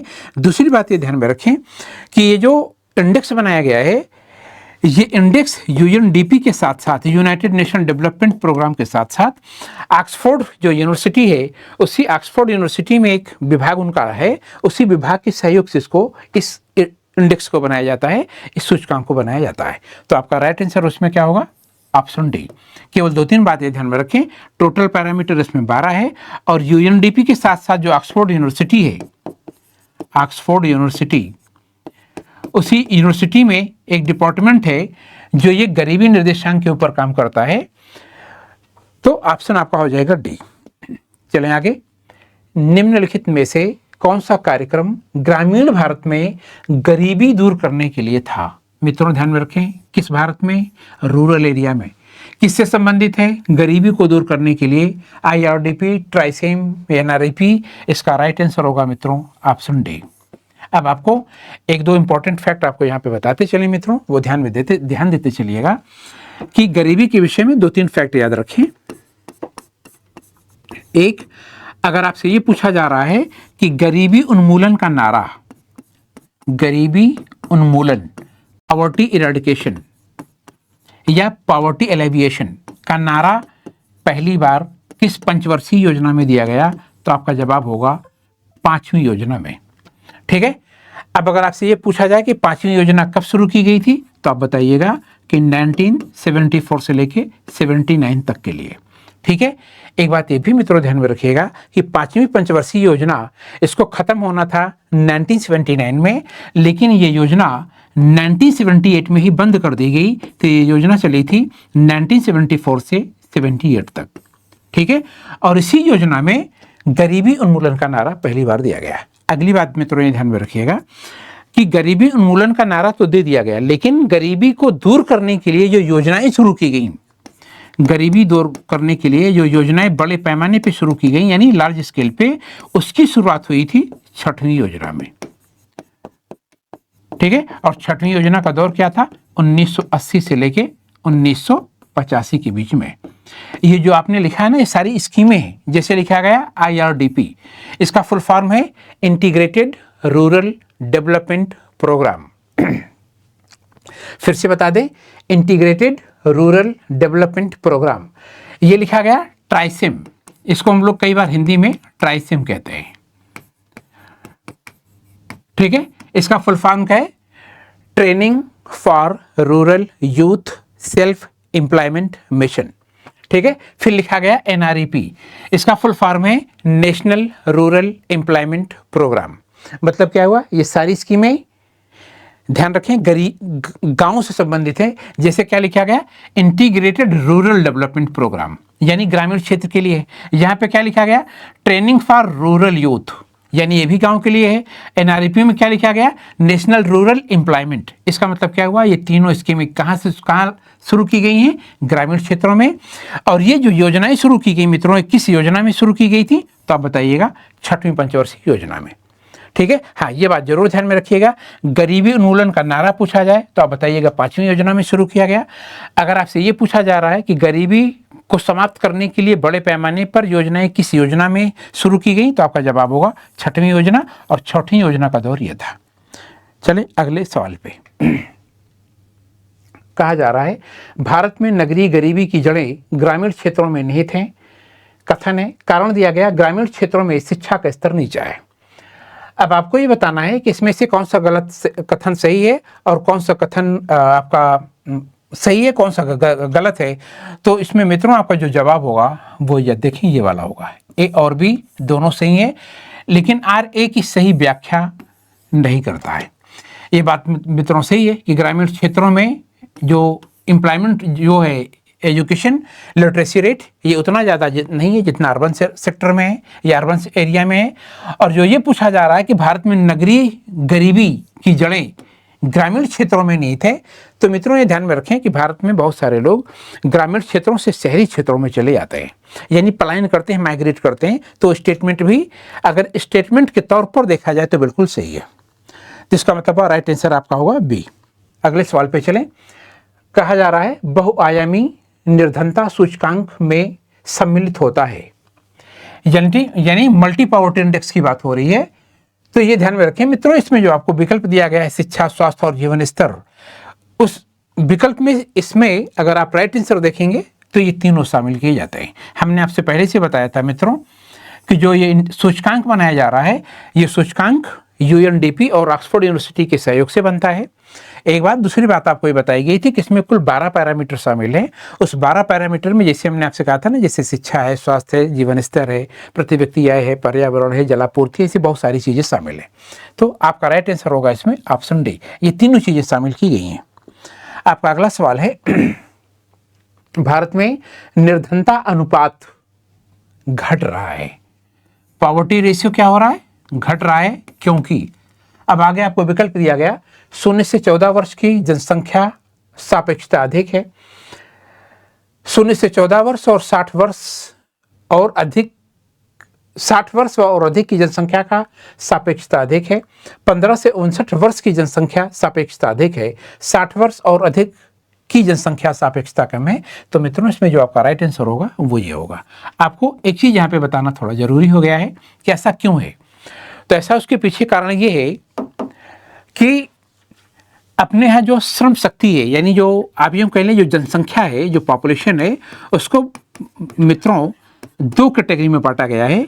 एक को बोला जाता है आश्रित जनसंख्या यानी डिपेंडेंट पॉपुलेशन, आश्रित जनसंख्या डिपेंडेंट पॉपुलेशन, और एक को कहा जाता है कार्यशील जनसंख्या यानी वर्किंग पॉपुलेशन। ठीक है, अब आपको मित्रों ये ध्यान में रखना है, आश्रित जनसंख्या का मतलब होता है कि ऐसी जनसंख्या जिसका कि उत्पादन में यानी प्रोडक्शन में कोई योगदान, कोई कंट्रीब्यूशन नहीं होता है। तो इसमें कौन कौन से लोग आएंगे, इसमें दो लोग आते हैं। एक 0 से जो 14 वर्ष के लोग हैं वो, यानी 14 साल या 14 साल से कम उम्र के बच्चे पढ़ने जाएंगे। सर्व शिक्षा अभियान लॉन्च किया गया है, प्राइमरी एजुकेशन उनके लिए जरूरी है।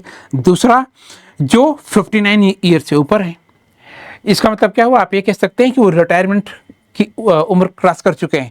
तो ये किस में आएंगे, ये उत्पादन का काम नहीं करेंगे। तो इसका सीधा मतलब क्या हुआ कि कार्यशील जनसंख्या में कौन आया, 14 साल से ऊपर और 59 तक। इसका मतलब क्या हुआ, 14 साल से लेके 59 तक के लोग जो हैं ये किस में आएंगे, कार्यशील जनसंख्या में। अब आपको ये ध्यान में रखना है कि आश्रित जनसंख्या वो जनसंख्या है जिसका कि उत्पादन में कोई योगदान नहीं है, यानी प्रोडक्शन में इनका कोई कंट्रीब्यूशन नहीं होता। और इसमें कौन से एज ग्रुप के लोग आते हैं, ये दो लोग। ठीक है, 14 साल से नीचे और 59 ईयर से ऊपर। अब सीधी सी बात, इसी के बीच के लोग किस में आएंगे, कार्यशील जनसंख्या। वर्किंग पॉपुलेशन का मतलब होता है ऐसी जनसंख्या जो उत्पादन में अपना योगदान देती है। ठीक है, तो इसमें कौन आए, 15 से 59 तक के लोग आएंगे, ही इसमें विकल्प रखा गया है। इसीलिए ये लोग जितने ज़्यादा होंगे उतना ज़्यादा उत्पादन बढ़ेगा, उत्पादन बढ़ेगा तो धीरे धीरे गरीबी अपने आप कम होती जाएगी। चलें आगे। कहा जा रहा है भारत में गरीबी के अनुमान के लिए निम्न सापेक्षता अधिक है, कौन सी विधियों का प्रयोग किया जा रहा है। एक्चुअली तो ये जो सवाल है इसके टाइपिंग करने में थोड़ी प्रॉब्लम आ गई है, थोड़ा मिस्टेक हो गया है। देख लेते हैं, which of the following methods is are being used for estimating poverty in India. ये थोड़ा मित्रों अगर आप इसकी अगर आप हिंदी देख लेंगे, अंग्रेजी देख लेंगे तो बात समझ में आ जाएगी। कहा जा रहा है कि इसका मतलब ये हुआ कि भारत में गरीबी के मापने का तरीका क्या है। तो क्या है, हेड काउंट रेशियो यानी सिर राणा विधि, कैलोरी इनटेक ये है, पारिवारिक उपभोग व्यय ये है, चौथा दिया गया प्रति व्यक्ति आय। मित्रों ये ध्यान में रखें, भारत में गरीबी के मापने के जो तरीके हैं वो केवल 1, 2 और 3 हैं। अगर ये विकल्प इसमें कहीं पे दिया गया हो तो आपका राइट आंसर क्या हो जाएगा, ये वाला। ठीक है, भारत में हमने आपको पहले से बताया था गरीबी के मापने का एक तरीका क्या है, मिनिमम कैलोरी इनटेक। हमने आपको क्या बताया अभी थोड़ी देर पहले कि गांव में रह रहा है तो 2400 कैलोरी एनर्जी यानी मिलना जरूरी है, और शहर में रह रहा है तो 2100 कैलोरी एनर्जी मिलना जरूरी है। ठीक है, ये अप्रोच क्या कहता है, इसी को कहा जाता है मिनिमम कैलोरी इनटेक। ठीक, या न्यूनतम आवश्यक कैलोरी। सिर्फ गणना विधि में क्या किया जाता है कि जिसको बोला जाता है, इसमें लिखा गया ना हेड काउंट रेशियो, ये भी भारत में गरीबी के मापने का एक तरीका है। और जो ये दिया गया है प्रति व्यक्ति आय, मित्रों ये गरीबी के मापने का तरीका भारत में नहीं है। तो ये 3 तरीके हैं, आप उसमें यह बताएंगे कि इसमें पहला, दूसरा और तीसरा सही है। तो राइट आंसर होगा आपका इसमें ऑप्शन बी। अब चलने आगे। सवाल है, शहरी क्षेत्रों में गरीबी के आकलन का आधार किस सूचकांक को माना जाता है? शहरी क्षेत्रों में गरीबी के आकलन का आधार किसको माना जाता है? आपको विकल्प दिया गया है, कृषि श्रमिकों का उपभोक्ता मूल्य सूचकांक, थोक मूल्य सूचकांक, शेयर सूचकांक, औद्योगिक श्रमिकों का उपभोक्ता मूल्य सूचकांक। मित्रों इसमें आपको जो विकल्प दिया गया है उसमें राइट आंसर आपका ये है, ए ये। आपको कुछ फैक्ट आपको अलग से बता दें, जैसे मित्रों हम लोग जब कभी भी महंगाई यानी मुद्रास्फीति के मापन की बात करते हैं, यानी मेजरमेंट ऑफ मनी इन्फ्लेशन, मुद्रास्फीति का मापन, मेजरमेंट ऑफ मनी इन्फ्लेशन, मुद्रास्फीति को आप आसान भाषा में कह सकते हैं महंगाई, आसान भाषा में, ठीक है। तो भारत में मुद्रास्फीति के मापने के कई तरीके हैं, जिसमें से 2 तरीके सबसे ज्यादा चर्चित हैं। एक को हम लोग कहते हैं WPI यानी होलसेल प्राइस इंडेक्स, थोक मूल्य सूचकांक, थोक मूल्य सूचकांक, होलसेल प्राइस इंडेक्स, ठीक है। और एक दूसरा तरीका है जिसको हम लोग कहते हैं उपभोक्ता मूल्य सूचकांक, उपभोक्ता मूल्य सूचकांक, इसको आप अंग्रेजी में कहते हैं कंज्यूमर प्राइस इंडेक्स, ठीक है। CPI कहा जाता है इसको, कंज्यूमर प्राइस इंडेक्स, इसको कहा जाता है होलसेल प्राइस इंडेक्स। ये जो CPI बनाया गया है मित्रों, इसी में 4 तरीके के सूचकांक होते हैं। एक को कहा जाता है CPI-AL एग्रीकल्चर लेबर, एक को कहा जाता है CPI-RL यानी रूरल लेबर, एक को कहा जाता है UNME urban non manual employ, और एक को कहा जाता है इंडस्ट्रियल वर्कर औद्योगिक कामगार। ये इसी की चर्चा की जा रही है, ठीक है। तो ये भारत में गरीबी के मापने के एक आधार के रूप में लिया जाता है। इतना आपको मित्रों बताते चलें, जब भारत में कभी भी जो सरकारी कर्मचारी होते हैं, जब कभी उनका वेतन या पेंशन कभी बढ़ाया जाता है, तो इसी सूचकांक को ध्यान में रख के बढ़ाया जाता है। उसको कहा जाता है CPI-IW इंडस्ट्रियल वर्कर। इसी को ध्यान में रख के क्या किया जाता है, उनका वेतन बढ़ाया जाता है। तो क्या बनाते हैं, वेतन आयोग यानी पे कमीशन। जैसे इस समय वेतन आयोग मतलब चल रहा है, तो कौन सा वेतन आयोग है, 7वां वेतन आयोग है, यानी 7th पे कमीशन लागू है। और 7वें पेंशन वेतन आयोग के जो चेयरमैन बनाए गए हैं वो अशोक कुमार मुखर्जी हैं। आपको इतना अलग से फैक्ट बता दे रहे हैं, अगर आप चाहें तो इसको नोट कर सकते हैं। अब चलने आगे। सवाल है, वर्ल्ड डेवलपमेंट रिपोर्ट यानी WDR, world development report WDR कौन जारी करता है? सीधा सा जवाब है वर्ल्ड बैंक जारी करेगा। इसमें अगर आपको ऑप्शन दिया गया होगा, तो अगर ऑप्शन यहाँ पे नहीं दिया गया है मित्रों, ये एक्चुअली ये LBRD नहीं है, ये IBRD है, IBRD। इतना आपको बताते चलें। राइट आंसर आपका ए होगा। ये जो L लिखा गया है आप उसको I कर लें। IBRD को ही हम लोग वर्ल्ड बैंक भी कहते हैं, वर्ल्ड बैंक, विश्व बैंक, ठीक है। International bank for reconstruction and development 27 दिसंबर 1945 को इसकी स्थापना की गई थी, ठीक है। किसकी? IBRD की। कब की गई थी? तो आप एक चीज पढ़ते हैं, आपसे कई बार सवाल पूछ लिया जाता है, उसको कहा जाता है ब्रेटन वुड्स सम्मेलन। सम्मेलन यानी समिट, ब्रेटन वुड्स सम्मेलन। ये ब्रेटन वुड्स अमेरिका में एक जगह का नाम है, ठीक है। यहीं पे एक सम्मेलन बुलाया गया था। उसी सम्मेलन में 3 संगठन यानी 3 ऑर्गेनाइजेशन बनाए जाने थे। उनका नाम था, एक IMF यानी इंटरनेशनल मॉनेटरी फंड, एक था IBRD यानी international bank for reconstruction and development, एक था ITC यानी इंटरनेशनल ट्रेड सेंटर, ये ध्यान में रखें मित्रों, ये दोनों संगठन ये तो बन गए थे, लेकिन इसकी स्थापना फ्रांस के विरोध के कारण नहीं हो पाई थी। बाद में इसी आईटीसी की जगह जिस संस्था को बनाया गया उसी का नाम था गैट। ठीक है, और गैट कब बना था? 1947 में। ठीक है, तो ये जो आपने लिखा ना आईबीआरडी, इसी आईबीआरडी को हम लोग वर्ल्ड बैंक कहते हैं, और इसी आईबीआरडी का एक वार्षिक पब्लिकेशन है, एक वार्षिक प्रकाशन है, एनुअल पब्लिकेशन, जिसको हम लोग कहते हैं डब्ल्यूडीआर। ये करेक्ट कर लीजिएगा, ये आईबीआरडी है, एलबीआरडी नहीं है, international bank for reconstruction and development. अगले सवाल पे चलें। मानव विकास सूचकांक किसने बनाया था? मानव विकास सूचकांक किसने बनाया था? तो मित्रों इसका जवाब है यूएनडीपी ने। ठीक है, इसका फुल फॉर्म है यूनाइटेड नेशन डेवलपमेंट प्रोग्राम।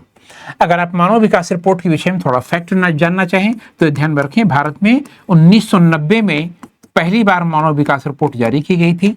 एक बात ध्यान में रखें, इस रिपोर्ट को तैयार करने में जिन लोगों का सबसे महत्वपूर्ण योगदान माना जाता है उसमें 3 अर्थशास्त्री हैं, इकोनॉमिस्ट हैं, उनका नाम आप नोट कर सकते हैं। एक महबूब उल हक,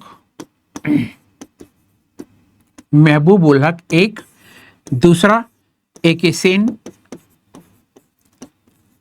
और तीसरा नाम है सिंगर हंस। सिंगर हंस, ये 3 इकोनॉमिस्ट हैं। इन तीनों में जिनका कंट्रीब्यूशन सबसे ज्यादा है वो महबूब उल हक है। ठीक है, तो ये जो रिपोर्ट जारी की जाती है मानव विकास सूचकांक, ये यूएनडीपी के द्वारा जारी की जाती है। कब से? 1990 से। भारत में 1990 से जारी की जा रही है। कौन जारी करता है? यूएनडीपी। कौन अर्थशास्त्रियों का योगदान है? हमने आपको बताया 3 अर्थशास्त्रियों का योगदान है। यहाँ पे आपको एक फैक्ट मित्र और बता देते हैं कि यूएनडीपी जो मानव विकास रिपोर्ट जारी करता है, बिल्कुल उसी तर्ज पे भारत में योजना आयोग यानी प्लानिंग कमीशन भी राष्ट्रीय मानव विकास रिपोर्ट जारी करता था। ठीक है, और इसकी शुरुआत कब की गई थी? 2002 में, अप्रैल 2002 में। ठीक है, आपसे अगर ये पूछ लिया जाए कि भारत में राष्ट्रीय मानव विकास रिपोर्ट कौन जारी करता है, तो आपका जवाब होगा योजना आयोग। कब से जारी करता है? अप्रैल 2002 से जारी किया जाता था ये। एक बात ये भी ध्यान में आपको बता दें कि मानव विकास रिपोर्ट भारत में राज्य स्तर पर जारी करने वाला भारत का जो पहला राज्य है वो है मध्य प्रदेश। ठीक है, इसने जारी किया था। 3 फैक्ट आप नोट कर लें। क्या क्या नोट करना है आपको फिर से एक बार बता देते हैं। मानव विकास रिपोर्ट जारी करता है UNDP, United Nation Development Programme. एक बात, भारत में रिपोर्ट कब से जारी हो रही है? 1990 से। इस रिपोर्ट को तैयार करने में 3 अर्थशास्त्री यानी इकोनॉमिस्ट का कंट्रीब्यूशन है, महबूब उल हक, AK सेन, सिंगर हंस। ठीक है, इन तीनों में सबसे महत्वपूर्ण कौन है? हमने आपको बताया महबूब उल हक, ये पाकिस्तान के हैं। एक बात। दूसरी बात मित्रों ये ध्यान में रखिएगा कि ये जो रिपोर्ट जारी की जा रही है मानव विकास रिपोर्ट, ये तो अंतर्राष्ट्रीय स्तर पे यूएनडीपी जारी करता है, लेकिन राष्ट्रीय स्तर पे भारत में ये रिपोर्ट योजना आयोग भी जारी करता था। कब से जारी कर रहा था? अप्रैल 2002 से। अगर आपसे सवाल ये पूछ लिया जाए कि मानव विकास रिपोर्ट राज्य स्तर पे जारी करने वाला भारत का पहला राज्य कौन सा है, आपका जवाब होगा मित्रों मध्य प्रदेश। ठीक है, इतनी चीजें ध्यान में रखें कि इस रिपोर्ट को तैयार करते समय शिक्षा को, स्वास्थ्य को और प्रति व्यक्ति आय, इन 3 पैरामीटर को ध्यान में रखा जाता था। चलें आगे। अगला सवाल है, मानव विकास की अवधारणा निम्नलिखित में से किसके द्वारा दी गई थी? बहुत इंपॉर्टेंट सवाल। आपको विकल्प दिया गया अमर्त्य सेन, महबूब उल हक, ये महदूद लिख दिया गया, महबूब है ये, सुखमय चक्रवर्ती, GS चड्ढा। मित्रों हमने आपको पहले से बताया था, उसका राइट आंसर ये है, ए ये। ठीक है, इनका नाम क्या है? महबूब उल हक, महबूब उल हक। पाकिस्तान के हैं ये, जाने माने इकोनॉमिस्ट हैं और इनका कंट्रीब्यूशन सबसे ज्यादा था। चलें आगे। अगला सवाल है, निम्नलिखित सूचकांकों में से कौन सा मानव विकास सूचकांक की गणना में सम्मिलित नहीं किया जाता? इस पर ध्यान दें। इसका मतलब क्या हुआ कि SDI रिपोर्ट को या SDI को बनाते समय 3 पैरामीटर शामिल किए जाते हैं, इसमें से कौन सा शामिल नहीं है? तो मित्रों उसमें ये चीज शामिल नहीं है। तो इसका मतलब कौन कौन सा शामिल हो गया? शिक्षा यानी लिटरेसी, प्रति व्यक्ति आय यानी पर कैपिटा इनकम, जीवन प्रत्याशा यानी लाइफ एक्सपेक्टेंसी, यानी एक आदमी जन्म लेने के बाद औसतन कितने साल जीता है। ठीक है, तो राइट आंसर इसमें कौन सा शामिल नहीं किया जाता, तो ये शामिल नहीं है। तो राइट आंसर इसमें आपका मित्रों क्या होगा, सोशल इनइक्वालिटी। अगले सवाल पे चलें, निम्नलिखित में से कौन सा मानव विकास सूचकांक का हिस्सा नहीं है। फिर से वही सवाल पूछा जा रहा है, स्वास्थ्य और पोषण, सकल नाम निवेश दर, जन्म के समय जीवन प्रत्याशा, प्रति व्यक्ति आय। मित्रों उसका जवाब ये है, हमने आपको पहले से बताया कि जब कभी एसडीआई रिपोर्ट की बात आए, ह्यूमन डेवलपमेंट इंडेक्स की, तो ये बात ध्यान में रखें बच्चों, इसमें 3 चीज शामिल है। एक, शिक्षा या साक्षरता, लिटरेसी। ठीक है, दूसरा आपको क्या बताया गया, जीवन प्रत्याशा, लाइफ एक्सपेक्टेंसी। ये क्या है, एक हेल्थ इंडिकेटर है, यानी जन्म लेने के बाद एक आदमी औसतन कितने साल जीता है। और फिर क्या है, प्रति व्यक्ति यानी पर कैपिटा इनकम। ठीक है, बहुत आसान भाषा में अगर आप इसको समझना चाहते हैं तो आप समझ सकते हैं कि एक व्यक्ति की आय ये तय करेगी कि एक आदमी अच्छे कॉलेज में पढ़ने जा रहा है या नहीं जा रहा है, या एक आदमी का स्वास्थ्य कैसा होगा। ये दोनों चीजें महत्वपूर्ण रूप से किसके ऊपर निर्भर करती हैं, इसके ऊपर। ठीक है, और पूछा क्या जा रहा है, किसको शामिल नहीं करते, तो उसमें ये चीज शामिल नहीं है। अगला सवाल है, मानव विकास सूचकांक का आधार क्या है। ठीक है, स्वास्थ्य शिक्षा रोजगार जीवन स्तर, स्वास्थ्य शिक्षा रोजगार, स्वास्थ्य शिक्षा जीवन स्तर, शिक्षा रोजगार जीवन स्तर। मित्रों इसमें जवाब क्या होगा, आप ये कह सकते हैं कि इसमें जो राइट आंसर होगा वो आपका होगा ऑप्शन सी, यानी स्वास्थ्य शिक्षा और जीवन स्तर। जीवन स्तर क्या है, किस पर निर्भर करेगा, प्रति व्यक्ति आय के ऊपर निर्भर करेगा। इसका मतलब ये हुआ कि 50 में राइट आंसर क्या हो जाएगा, ये वाला। चलें आगे, राज्य स्तरीय मानव विकास रिपोर्ट जारी करने वाला भारत का पहला राज्य कौन सा है। देखें मित्रों, जब सवाल आ गया, इसका राइट आंसर क्या है, मध्य प्रदेश। ठीक है, हाँ एक चीज जरूर ध्यान में रखिएगा, आपको एक एडिशनल पॉइंट बता देते हैं कि भारत में जो मानव विकास रिपोर्ट जारी होती है, ह्यूमन डेवलपमेंट इंडेक्स, यानी भारत में, उसमें उस रिपोर्ट में जो राज्य सबसे ऊपर होता है वो केरला है। यानी केरल एक ऐसा राज्य है जो बहुत धनी राज्य तो नहीं है, लेकिन यहाँ पे जो सामाजिक विकास है, जो सोशल डेवलपमेंट है, वो जबरदस्त हुआ है। ठीक है, तो राइट आंसर आपको इसी पे लगाना है। ये रिपोर्ट जारी करने वाला भारत का पहला राज्य मध्य प्रदेश है। अब तो बाकी राज्य भी इस रिपोर्ट को जारी करते हैं। अगला सवाल पूछा गया, संयुक्त राष्ट्र विकास कार्यक्रम की मानव विकास रिपोर्ट की तर्ज पर भारत की पहली मानव विकास रिपोर्ट, शब्दों पे ध्यान दें, भारत की पहली मानव विकास रिपोर्ट कब जारी की गई। मित्रों उसका जवाब है अप्रैल 2002 में। किसने जारी किया था, योजना आयोग ने, प्लानिंग कमीशन ने। ठीक है, अब हम लोग चलते हैं अगले सवाल पे। आपका अगला सवाल है,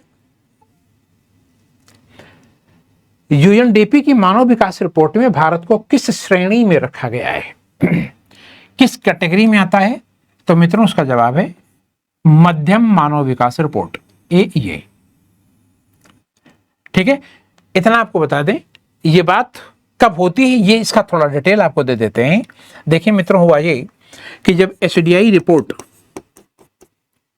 2005 आई, कौन सी, 2005, तो इस रिपोर्ट में, यानी जब इस रिपोर्ट को पब्लिश किया गया तो उसका साल था 2005, लेकिन 2 साल पहले के डेटा इसमें थे।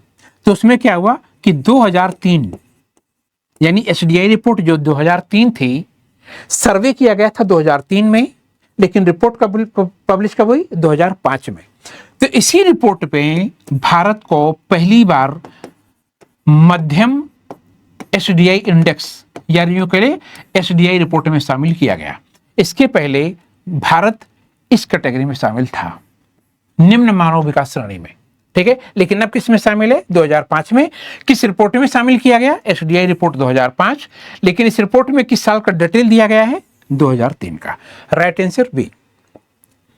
अगला सवाल है, निम्नलिखित में से कौन सा मानव विकास सूचकांक का माप नहीं है, यानी कौन सा पैरामीटर एसडीआई रिपोर्ट में शामिल नहीं है। तो जीवन प्रत्याशा शामिल है, लिटरेसी शामिल है, ये भी शामिल है, ग्रॉस इनरोलमेंट, लेकिन ये चीज शामिल नहीं है। इसका मतलब क्या हुआ? राइट आंसर ये होगा। ठीक है, हमने आपको बताया था ना कि 3 पैरामीटर हैं, तो उसमें आप क्या देखते हैं? शिक्षा है, स्वास्थ्य है और प्रति व्यक्ति आय। ठीक है, उसमें सेक्स रेशियो को शामिल नहीं किया जाता। इसका मतलब इसके राइट आंसर इतने हैं। तो मित्रों, इस टॉपिक में इतने सवालों पे आपसे डिस्कस किया गया। उम्मीद करते हैं ये सेशन आपको पसंद आया होगा। अगर आपका कोई सुझाव है तो आपके सुझाव सर आंखों पर उसको देने की मेहरबानी करें। तब तक के लिए नमस्कार, जय हिंद।